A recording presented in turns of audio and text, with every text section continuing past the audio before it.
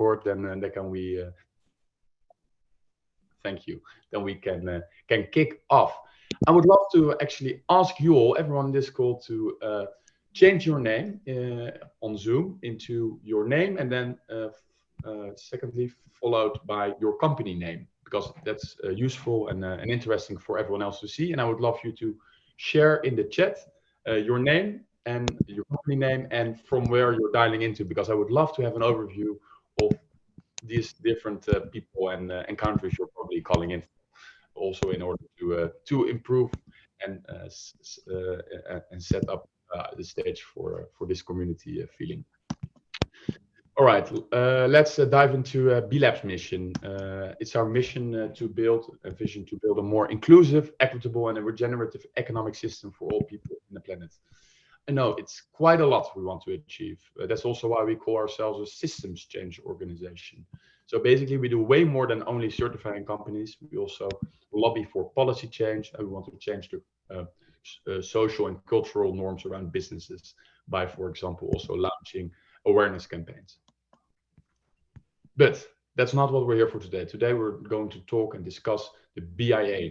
The BIA, the free and confidential tool which helps you measuring what matters. Apologies. As you all know, the business impact assessment looks at success beyond profits, and it takes a holistic approach. And that's also something which sets the B Corp certification apart from other certifications.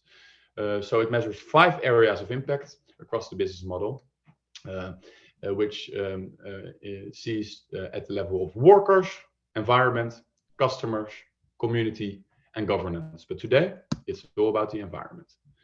Just to recap of what makes B Corp unique then. So some of you are already a B Corp, and they might be looking here for inspiration in terms to really improve their score, improve their impact. Others are looking into the certification and just starting their journey.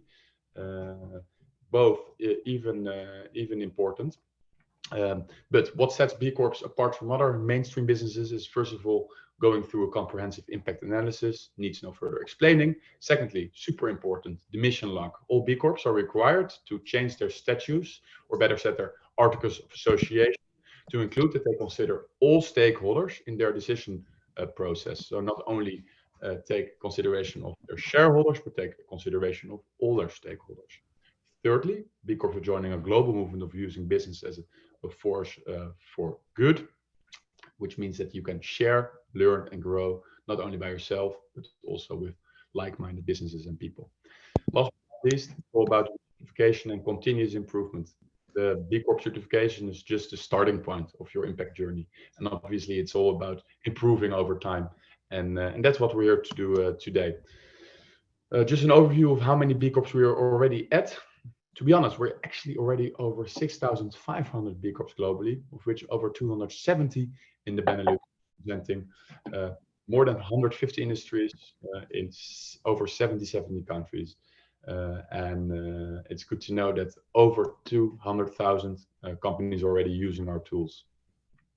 But enough from my side. I would love to introduce you to Els Versteeg, one of our respected B leaders. And B leaders are consultants which are trained by B Lab, but they are independent. So Els is not representing B Lab here. She's an independent consultant, but she is very knowledgeable on everything around BIA, impact improvement, and also the topic of environment. So I would love to give the floor to you, Els.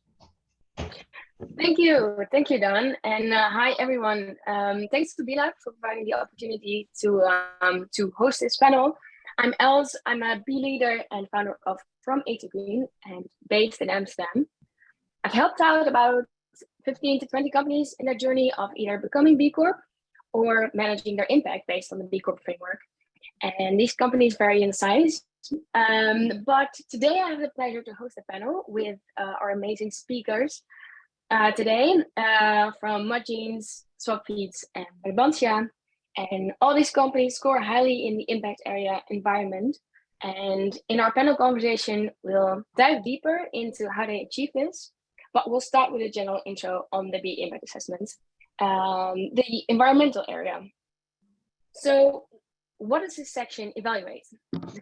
This section evaluates the company's overall environmental management, how they set goals, and also what results have they shown in managing their impact. And people are responsible in the organization that are responsible for this are often the sustainability officer, if you have a bigger organization, or the operations manager, supply chain manager, facility manager, but it can also be anyone in the company that is focused on the environment. The questions you'll get and the points you're able to score depend on the type of organization you are and the size. If you're a service organization or a product organization, if you're a product organization and you just sell products, or maybe you also have a manufacturing plant, for example, a service organization can get approximately 25 questions, but a product manufacturing company can get to almost 90 or 100 questions.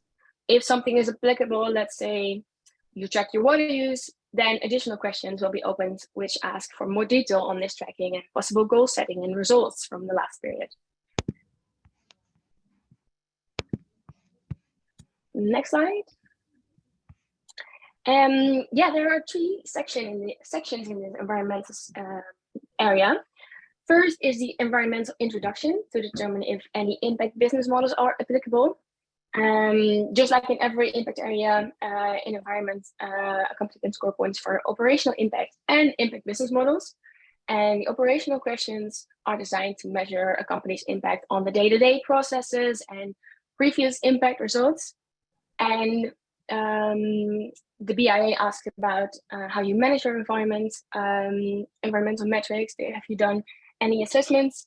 Also, air and climate, water and land and life. And then it's also possible to score points for the impact business models. This is what makes your company unique and the way that a business is designed to create a specific benefit or outcome for one or more of its stakeholders. So it can be based on a product. Maybe a company sells products that are really focused on preserving the environment, but it can also be on a specific process or activity. Maybe a manufacturing plant is really focused on minimizing their environmental impact. Generally, companies can score 0 to maximum 2 impact business models across all the impact areas. Also governance, workers, community, and customers. So a company can score 0 to max 2 impact business models. And highly exceptions, there is more. There are more impact business models to score, but you'll get to that when you go to the questions. The BIA is set up in a way that if you answer a question positively, other questions will be opened. So that will open up the IBM sections as well.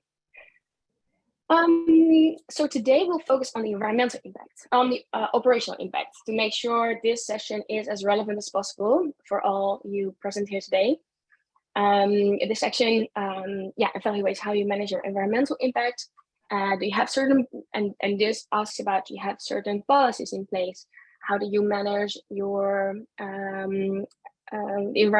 environmental aspect in your building? What are your facilities? Have you done any assessments, or do you have any certifications? And then it goes into impact management, and that really goes into the deep metrics of your environmental impact.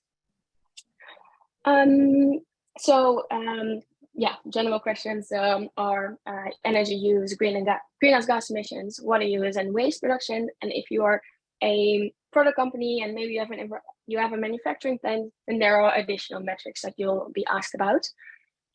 For that section, so for that metric management or the environmental management, there are ways you can improve your score.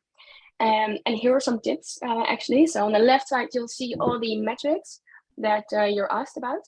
And you'll get points for how granular you set your targets, how you go about managing these metrics.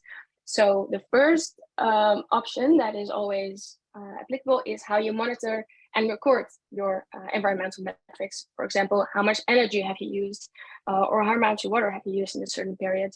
The next step is to set reduction targets. These can be intensity based, for example, based on how much products you sell, but also you can also set absolute targets, or targets that are science-based or focused on achieving zero waste.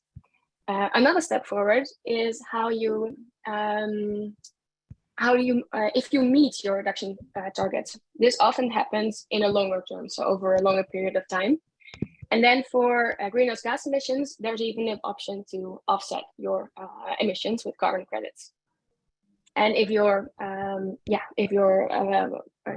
manufacturing company, then of course you're also able to set these steps for how you manage your wastewater, what your impact is on biodiversity, how you approach chemical management, and how you work with the supply chain to track all these metrics.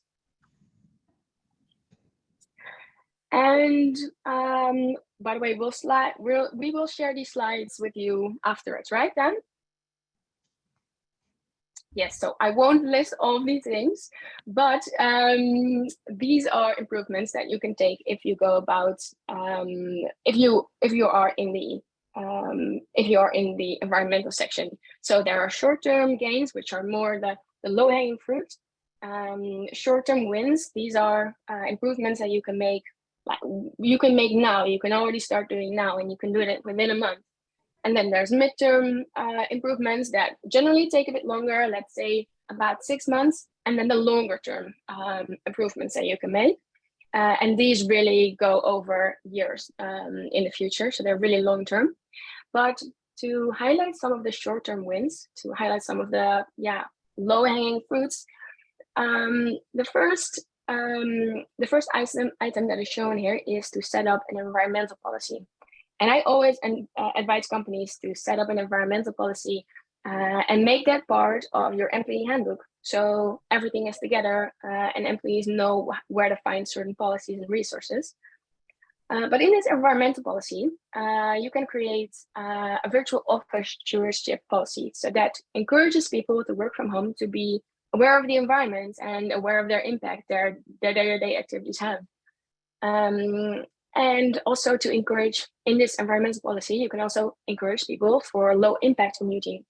For example, you can encourage people to have virtual meetings, or to take the bike instead of a car or public transport. And you can encourage people and encourage your employee to take these steps. And this environmental policy, this is worth quite some points. From the top of my head, it will be, I don't want to add a specific amount of points, but it will be about between 2 and 4 points, even if you tackle all these things. So we'll share these slides with you afterwards. Next one, and then there are some general tips about about managing your impact and about approaching the whole B Corp process. You can export the BIA. So the BIA, all of these questions, you can export them in a Excel file, and that makes it much easier to manage your impact and to add certain notes for the team that you're working with. We also encourage everyone to make use of the knowledge base. And the knowledge base is, that's the B Lab page that has background information on certain questions.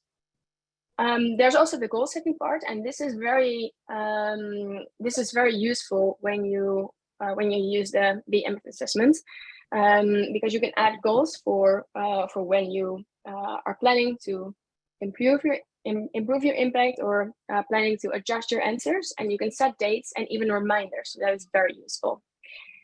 And then there's also the bookmark report. So if you go into the BIA, you can bookmark certain questions that you want to revise, or you want to talk with your colleagues about. If you bookmark certain questions, you can create a bookmark report. So you have a full overview of all the questions that you will see.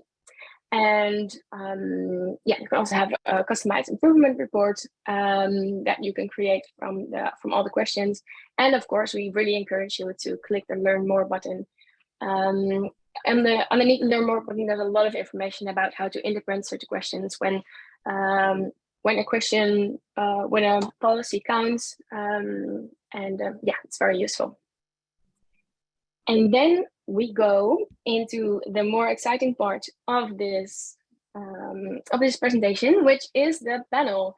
And today our panel is with Stan Keulers from Brabantia, Leah Landsberg from Mud Jeans, and Freya Wood from Swap Feeds. So all of you, I want to, if we start with Freya, could you give a quick introduction? What do you do at Swap Feeds, and what's the mission of Swap Feeds, and how long have you been certified? Hi everyone. Yeah, so my name's Freya. I'm on the sustainability team at Swap Feeds. I'm the sustainability officer. We have a team of 4 of us, which is great. And the way we try to work is by integrating sustainability within the business and empowering others in the company to be able to make sustainable changes. So we work within sort of 3 main areas is the way we've divided it: looking at circularity and creating a 100% circular product, looking at climate impact, and looking at social impact that involves like community, workers, and all these things. So yeah, I work a bit everywhere with a lot of people, but yeah, really enjoy the job. So Swap Feeds' mission is to lead the movement to more livable cities, and we do that in what we do. And we were certified last summer, so quite new to the B Corp community. Yeah, great. Thanks for the quick intro, Freya. And Leah?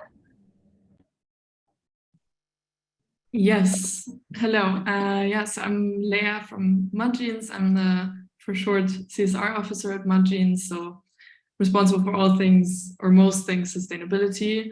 I'm the only one in the sustainability team because we're quite a small team, just 15 of us, but obviously working together with the whole team on what we do.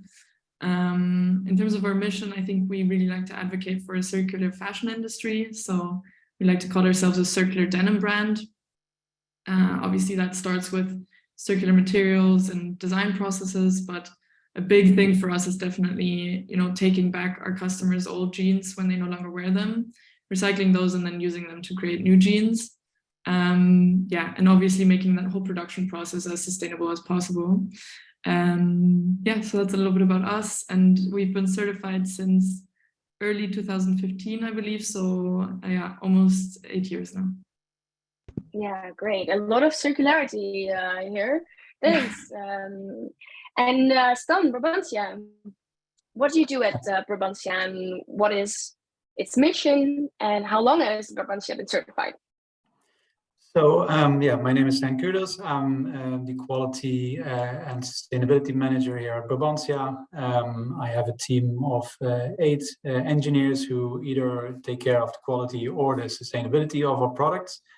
Our business are mainly within the consumer goods, and we focus us to the chores business. So you have to think about ironing boards, drying racks, kitchen utensils, stuff from the bathroom. So all these kind of daily things that people do in and around the house, we produce, and we have a mission set to those products, and we like to be them beautiful, pleasurable, and sustainable. So we like, why would you use an ugly iron board when you can have a pretty one? Why would you use one that is hard to use when you can have a pleasurable one? And the third, and what I find the most important thing, why would you buy one which is not sustainable? And that's the main 3 things where we focus on as a business. So we actually kind of new to the B Corp community. So we have only been certified for 2 months now. Yeah, so I'm a newly B Corp, so to say. Yeah, no, welcome. It's great to have you in this panel. So all companies have a high score in the impact area environment, and you also all have impact business models. So impact business models are specific to a company and won't be applicable to all companies. So we'll start with a deep dive into the operational topics. Yeah, I think starting with margins, how do you manage your environmental impact, and how do you measure it? Yeah, I think for us, the biggest part of the impact obviously comes from the production of our products. And there, what we do to measure that is we use what's called a life cycle analysis.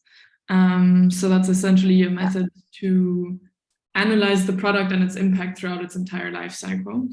And yeah, we do this with a platform called EcoChain. It's essentially a platform that you input a lot of data into. Of course, we collect that data in the first place. So we have different supply chain partners, that starts with the cotton production and ends at the final jeans that you're creating, but there's many different steps in between. And for all of these partners, we send a detailed survey asking all kinds of questions. So that ranges from what kind of materials are used to how much electricity is used for each process, or how much water, what type of chemicals. And all of this data is then input into this LCA system.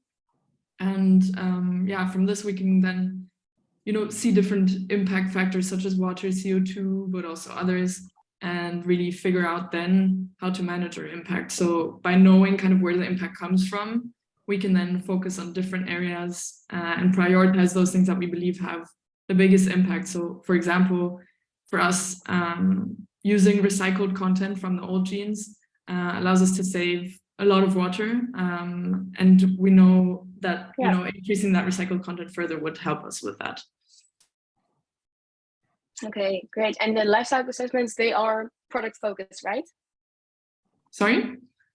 Life cycle assessments are product focused, right? They are on the environmental impact of the product.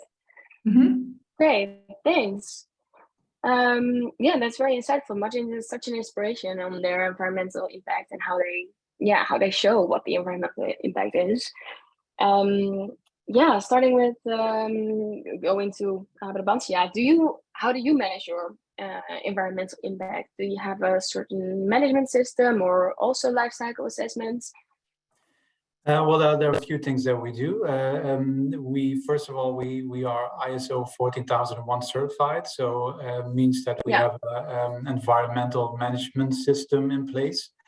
But next to that, we conduct LCAs as well, same as Freya mentioned, and we look into same things as material health, as we like to call it. So are there no toxic components within those materials? We look into whether recycled content is to a certain amount available. If the product is recyclable, how many CO2 will it take to produce? All these kind of things. So that's the footprint of the product itself. But we look into the footprint of the production unit itself as well. And for that, we look into how many renewable energy sources did we use. So it's energy coming from solar panels, which all our factories have. Do we clean our water while using it in production, and then how do we set it back to the environment? How many CO2 do we use during transportation of products from A to B? So those kind of things we use to monitor our impact. Same for hazardous waste, waste recycling, all of kind of things. Yeah. Okay, great. So all the aspects that the BIA is focused on. Yeah, exactly. And we monitor that via data and graphs. And if we see that a trend is negative, or then we jump on it and try to solve it. Yeah, nice, great. And Freya, for Softface? Yeah, well, I think we do quite a bit of similar things. I'd say at the moment, we're trying to improve and optimize the way we gather our data, because it has been quite fragmented. So different tools for energy, different tools for all our vehicles and all these different areas. So the way that we review this annually and set targets and track and improve in that way. And I think it's for up to now, it's really worked. It's given us really granular insights into everything.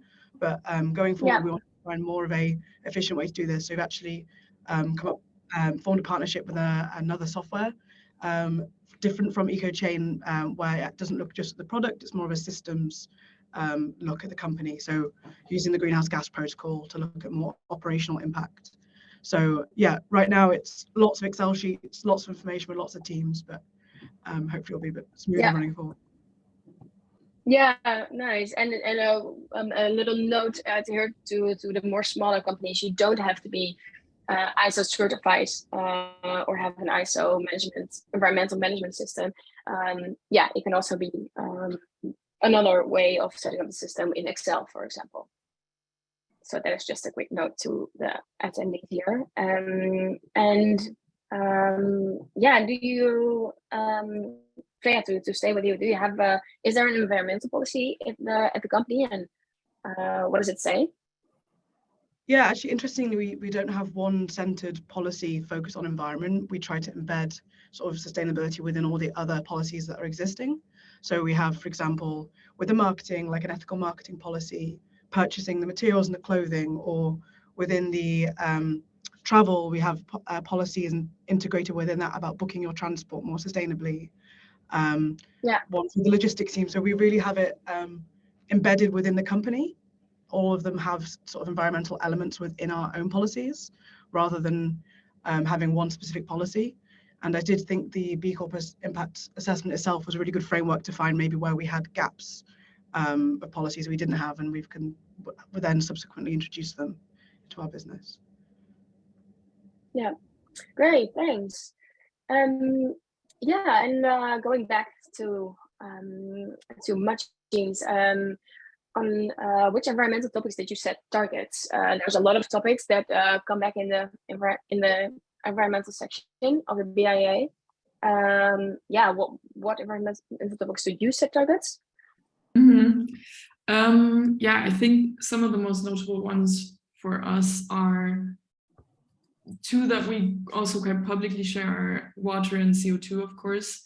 We can track that with the LCA that we do, and every year we kind of have both a sustainability but also an LCA, so life cycle analysis report, where we kind of track how we've been doing over the years, what we want to achieve in the next year, whether we have reached our target or if we haven't and why we haven't. So that's really, a good way to keep track of those things. Another one for us is also looking at the circularity of our product. So at the start, obviously not 100% of the product could be recycled or reused in that sense, but there's bits here and there that we can really improve over time. So for example, moving from, at the start a button, typically the buttons on our jeans will have some plastic element in it inside to kind of match those to the nail in the button. And we switched those to 100% stainless steel. This way it's completely recyclable. So steps like this. Another one for us is also the amount of jeans we recycle. So how many jeans we take back, and how many we take back, and how many we recycle per year. Yeah, great. Yeah, so that's already very granular. Yeah. And Freya, at SwapFeet, which environmental topics do you set targets? Yeah, so a bit similar, because for those who don't know, SwapFeet is a bike brand, and it's a subscription-based company. So people become members and they get a bike for a month. So a bit like Mud, we focus a lot on circularity. So we divide our work into sort of circularity and climate with under the environmental pillar. So for climate, we have, again, the sort of intensity and absolute emissions targets. And then we have them per impact area that's set out in the greenhouse gas protocol. So everything from energy and gas to, transport, everything that's purchased, all these topics, we have targets for those. And then for circularity, we've devised internally our own kind of measurement tool that looks at the virgin content inflow over a set period of time, what's happening to all these materials, how long they're being used, and at the kind of end of life, when they can no longer be repaired, what percentage ends up in landfill. This is quite a complex thing we've designed internally, but at the end of the day, it kind of gives us 2 percentages, and we use those to sort of benchmark ourselves. And then with circularity, that also impacts biodiversity, material use, land use, and all these things as well. So yeah, we really just focus on those areas. Okay, wow, that's a broad view as well. It's a broad spectrum of metrics. And Stan, for Brabantia. So we kind of use the cradle-to-cradle framework as basically the basic set of KPIs. And that is because we have more than 1,000 products cradle-to-cradle certified at the bronze level, and at silver level we have 52 products cradle-to-cradle certified. And they divide for the products basically the KPIs in a few KPIs which are material health. That's the toxicity of the materials going into the products, the recyclability of the products. So how after the life cycle, how can you separate them and put them in different waste streams where they belong? The recycled content of the product, so how much recycled content is sitting within that product, and then clean water is one, and CO2 is one, and next to that we put one KPI which is renewable energy, as I mentioned before, packaging. Which will be part of the new cradle-to-cradle standard, which is coming out beginning next year, which is currently not a part of the current version, but that will be part of the new version, and we already have a KPI in place for packaging, and we look into whether we use a lot of plastics in our packaging. We try to reduce our packaging as much as possible so that we can carry more products into a container or on a pallet or whatsoever. And then another KPI that we set ourselves is customers. And that's really a trigger kind of KPI, which sets us thinking about how can we develop products which help our consumers to do good for the environment as well. And to give an example, we sell bins, so trash bins. And if we would develop a new trash bins, we would make a separation part within that bin so that our consumers can separate waste themselves instead of having one big container where everything goes in there. And that scores higher on our consumer KPI. With that KPI in place, we in an early stage, we already start thinking about how can we not only ourselves do good, but our consumers as well. Yeah, wow, that's great. Nice. Thanks for sharing. It already goes quite granular. So that is great because that's what we're here for. So I have a lot of questions still, but in the aspect of time, we might skip a few. So you focus on your own environmental impact a lot, but do you also focus on the impacts of your suppliers? And how do you work with your suppliers to get the information? Leah, for Martins, could you share a bit how you do it? Yes, of course. So for us, it's kind of, it's a question of definition, I would say. So we do see the impact that comes from our suppliers as our own impact. Because obviously if we wouldn't create the demand for those products, they wouldn't be made. So to us, really, that is our own impact in that sense. And like I explained earlier, the main way in which we kind of focus on that impact is also through the LCAs that we do. But of course it starts kind of with carefully selecting your supply chain partners, right? So looking at, do they use the sustainable methods that you find important? Are they in accordance with your code of conduct? And are they kind of willing and able to collect the data that you need to measure your impact, right? So those annual surveys that we do, they are really super, super detailed on all kinds of things, like I said, materials, chemicals, water, energy. So that's kind of, if they're able to do that, then they, as a partner of ours, we send them these annual surveys. And so that's kind of how we collect the data from them. Obviously, there's a lot more back and forth to that, especially if you first set it up, and kind of making sure that there's an understanding from both sides what's needed. But yeah, that's mainly how we do it, through these data collection surveys. Okay. Yeah. Right. Yeah. Having supplier surveys also counts really highly in the B impact assessment. So that's a very good practice. And Freya, for swap feeds, how do you work with your suppliers? Yeah, a bit in a similar way. So in the past, we've just literally emailed them directly with any questions we've had, maybe more slightly informal surveys on specific materials information or production information. And through that, we've managed to have some really great improvements on packaging reductions and these things. And I think just starting the conversation has really made a difference. But now we're moving towards collaborating with other brands to put our suppliers onto this platform, where they have to fill out these online audits, set targets with us, and work to improve their climate, environmental, social, human rights impact. And we're doing this with a number of other brands, because we find that kind of pushing power sort of becomes more to do things collaboratively. So we're moving towards a more formalized way of doing things. Yeah, nice. Thanks for sharing. Just a more question on how you involve and engage your employees to conserve the environmental impact of your company and what you do on a day-to-day basis. Stan from Brabantia, how do you involve and engage employees to reduce their environmental impact or be aware of their environmental impact?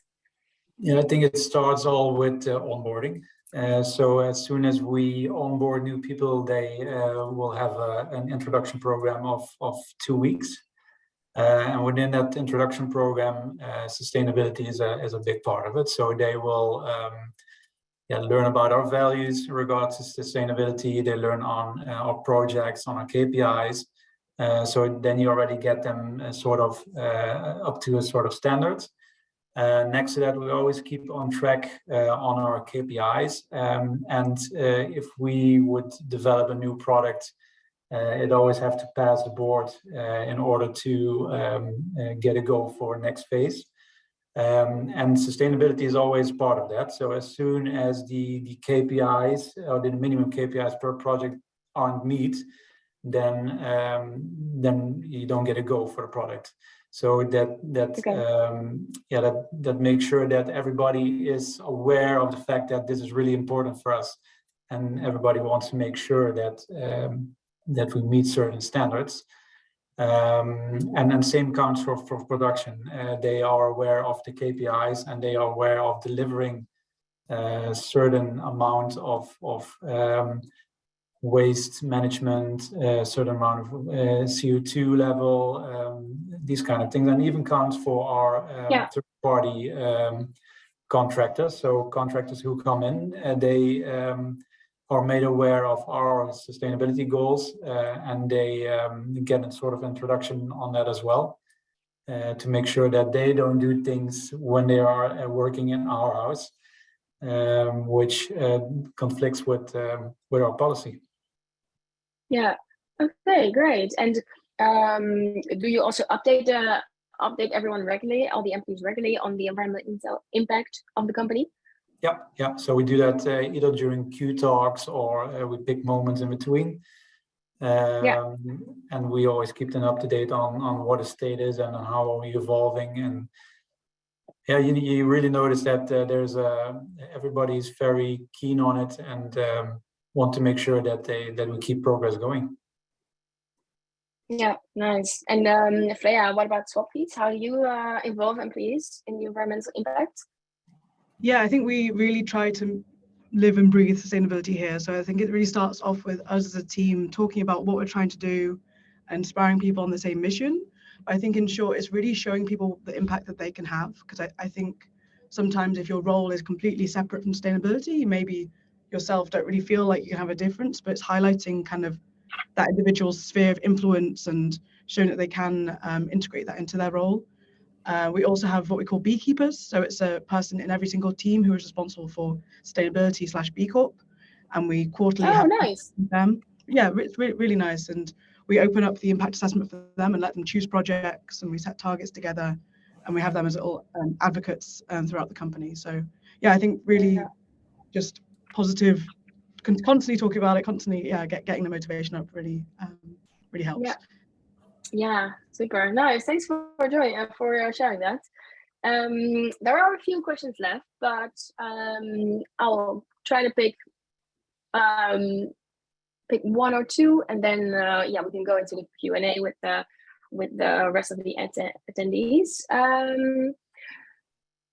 Do you have any do you have any plans for what the focus will be for improving your environmental impact for the next time, for your recertification, but also just general improvement of the environmental impact? Leah, can you share something for Mudgeons? What will be your focus? Yes. So if you look at the assessment from B Corp specifically, I think there's a few. We made an analysis. Of course, we have a recertification this year, and we have a few points that we want to improve on. I think it's mainly things like setting up some more internal policies, having additional reduction targets, and things like that. But when it comes to our B Corp score, actually we are looking to focus more on the other areas. Actually, it's quite nice to see it here now on the screen. There's definitely room for improvement in our other categories, and that's kind of where we have a lot of projects started up now that we want to work on. And then, independent of the impact assessment, I think there's a lot in terms of environmental impact that we're still working on. I think a big one for us is what we call our Road to 100 project. So at the moment, we do take the jeans back and recycle them, but technically it's only possible to reach 40% recycled, post-consumer recycled content in your jeans. And for us, it's a really big project at the moment to reach 100% actually with this. And we're kind of looking at different ways to do that. It's a bigger project of ours. So things like that. We're also working on setting up a long-term repair service for all of our customers. Okay, great. In the other slide, we see your environmental impact is huge. Also due to the environmental impact business models that are applicable here. I think, Dan, with moving to the other slide, I think we can wrap up the panel section. The environmental section is so interesting, and there's so much more questions to ask. But I think we should open it up for the questions from the people here. Dan, do you want to take it over?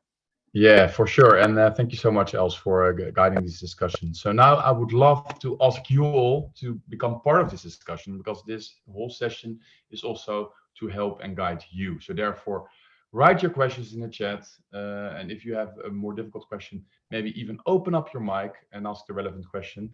I would also love to welcome my colleague, Mattia, to this Q&A. He is our B Impact Assessment expert and can also answer all the more difficult questions you might have on the standards specifically. But before asking you for new questions, I've already saw a very interesting question from Ineke Bolle, who works for Bon Ton Toys. Bon Ton Toys, sorry, it actually sounds very nice if you pronounce it that way, way better than if you read it. And her question is very valid, and it's basically about how to engage with your suppliers and how to really get your suppliers on board in order to receive the necessary input and insights on their environmental practices. So her question is, we noticed as a relatively small company, which does not have their own factories, that it's quite hard to receive environmental information from some suppliers. Any tips? All right, great question. So maybe Leah, maybe you could take on this question, because I think you have some best practices to share. Yeah, I heard you talking about indeed a supplier code of conduct, a supplier questionnaire, maybe. Could you share some of your best practices and some of your learnings as well? Yes. Yeah, first of all, I think for us, we definitely had the same struggle. We're also a relatively small company. We're not that huge. And at the start, I would say, especially, you know, before doing it for the first time, it's a huge amount of data you're asking for. And especially if you're a small part of their production, there might be some reluctance in giving you that data. I think for us, it was also kind of a process. At the start, we got a small number of data, and then every year we would kind of ask for more and kind of start that conversation. I think explaining how important that is and the relevance of it, and starting with a small amount of data and then trying to, you know, if you're doing an LCA, you can work with a small amount of primary data, you can work your way up. It's the same way that we did it. But I think starting that conversation, going through it together with them on what's needed and how they could gather that information as well. And I think, you know, when it comes to new partners, I think communicating that already in your code of conduct, for example, or in your first conversations that you have with them, kind of the importance of gathering that data for you. Yeah, so I think kind of having that educational aspect of really explaining what is needed, but also having the patience of going kind of year by year on how much they can gather, because we see that there is actually that interest there. It's just all of it all at once might be a bit much. Great, great. Thanks, Leah. And it's also good to know that there are also best practices on the BIA, as also already said. So, for example, there's an example of a supplier questionnaire. Maybe to also give the possibility for Freya to answer this question. Like, do you have anything to add? So, is there something which you do differently, or do you have any other recommendations that you would love to share with everyone here today? Yeah, I think not super different from Leah, really. I think sometimes it's simpling things down, your question as easy as possible to read, pushing until you get it. And some of the things we've done is I adapted our terms and conditions to have these things required. We also, I think what you can really do is considering how you design the product. I don't know if that's what your brand does, but for example, maybe you're limited to your supplier options, but looking at how you design your product and what materials you use and the choices that the design side can really already influence a lot of the environmental impact of your product. So maybe if you don't get specifics from the suppliers, you can already infer a lot from a lot of the emission factors and knowledge available. So yeah, I agree with Leah, keep pushing, keep it simple, start small and sort of collaborate with the suppliers to improve. Thanks, Freya. So, Ineke, does this answer your question sufficiently? Maybe you can share in the chat whether you have any additional questions. If not, everyone, please share your questions. And I know that my colleague Tia also has some interesting questions, also relating to the topics already discussed. So maybe Mattia, I would love to ask you to open them. Yes. So thank you for deeming my question interesting before hearing it. I appreciate the trust. It's actually a question for Stan for a start, and maybe then I can bounce it to the other panelists. I'm quite curious, as a manufacturing company that, of course, has quite some, systems and quite the diligence in tracking all your operations and environmental impact. To which extent was the exercise of filling in the BIA, especially in operations, a learning opportunity of tracking things that you might not have thought about before, or whether it was perfectly in line with what you were already tracking? Also, for other manufacturing companies, this is quite important. The environmental impact area as a whole is quite important for manufacturing companies. So I think that would be great to have a bit of an elaboration on. It was definitely an eye-opener for us on several points. Might be on mute. Not anymore. Can you hear me? Can you open up your mic? Yeah. Sorry. Can you hear me now? Perfect. So it was definitely an eye opener for us because we thought that we already were doing some great stuff, but via the assessment, we came into new insights. For instance, that we were always focusing on for instance, new renewable energy, but you as well could look into reducing energy. And that opened some eyes for us to start rethinking about are we tracking everything that we want to track, and we definitely are going to change a few things based on the assessment.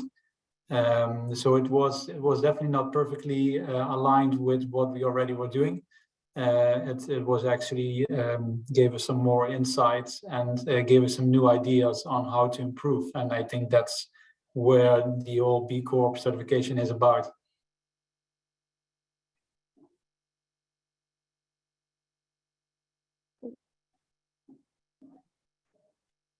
Yeah, Stan, thank you very much. And I think I can pass this on actually to maybe Freya. Swapfees as a company is quite impact business model driven. Maybe at some point, at least at the start, might have felt counterintuitive to turn the lens and look at Swapfees operational questions about environment. I'm curious to know how did you approach that effort? Of course, your entire business model is aimed at environmental resource conservation. How was it to turn it around and say, okay, how can we from our corner of influence improve our own operations? Was it easy? Was it tricky? Yeah, I think it's interesting because a lot of the way we approach sustainability is do these projects, let's take action and let's make sustainable change. But I think in the past, there's not been a lot of focus on setting the groundwork of the policies and the measurements. And I think you need a balance in order to be a sustainable company. You can't keep moving without understanding where you are and where you need to go. And I think the B Corp, the B Impact Assessment really provided a point to which it made us reflect more, made us formalize some things that we were doing. And there definitely were challenges with that, especially we have, we're in 9 different countries, lots of employees, lots of people. So there was a bit of a, I'd say a time and getting the quality of data we wanted for the assessment was a bit difficult. And I would say it was, felt sometimes a bit interesting having to recreate policies about stuff we were already doing. But I really do think it provided such a reflective opportunity.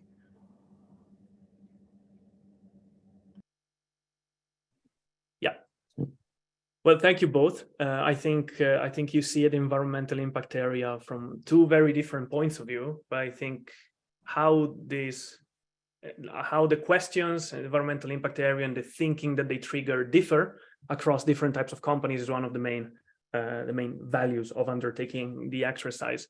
I have a last question. Sorry, I'm a bit monopolizing the panel, but there are some questions that are being addressed in the chat. Els, you have been helping a wealth of different companies, small, big. Some are certified, some are not certified.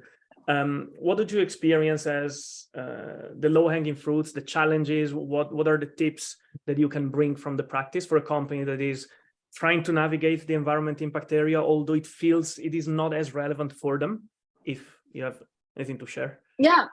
Thanks. Yeah, I've added the low-hanging fruits. I've added that on the slide, so that will be sent to everyone.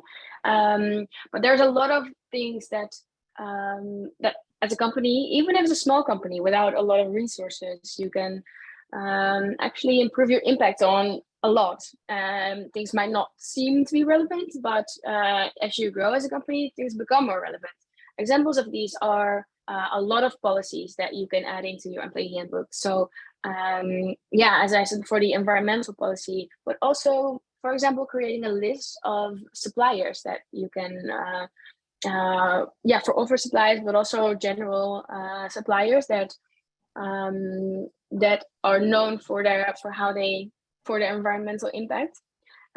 These are really like the lower hanging fruit. So I'll definitely encourage everyone to look at that, and also make use of the resources that Dan is showing here. Yeah, Yes. Dan, I think you're gonna go over it now. Great. I'm just looking at the time, and of course, we have way more to discuss. Please feel free to reach out to us, reach out to Mattia, our certification lead, reach out to a B leader if you need, let's say, more in-depth help. You can also ask the help of a B leader. And of course, use and make use of the BIA and all its best practices. For example, here, a best practice guide for each impact area, which can be found in the BIA. There's a best for the world, which is basically a collection of best scoring B Corps per impact area, which have shared certain resources and case studies from which you can also derive learnings. And of course, when talking about communicating about your ongoing efforts, it's also good to take a look at our communications best practices toolkit. And we've just launched an how-to be guide, which includes all kind of tips and tricks with regards to your B Corp certification. So if you are a B Corp, just take a look at this massively useful resource. And last but not least, our rent book. And of course, this is just one event out of so many. We've got so many inspiring events where we would love to welcome you all. I'm not going to talk through all of these ones as you will be given the slides, but I just want to highlight one event which will take place on May 12th, because we will be hosting a B Corp festival as we're celebrating 10 years of the B Corp movement here in Europe. So therefore, you are all invited, not only B Corps, also non-B Corps, aspiring B Corps, B leaders, whoever you are, all invited to join us at NEMO, the Amsterdam Science Museum. All right, thank you so much. We're over time. Thank you for coming, and good luck with your further impact journey. Bye-bye.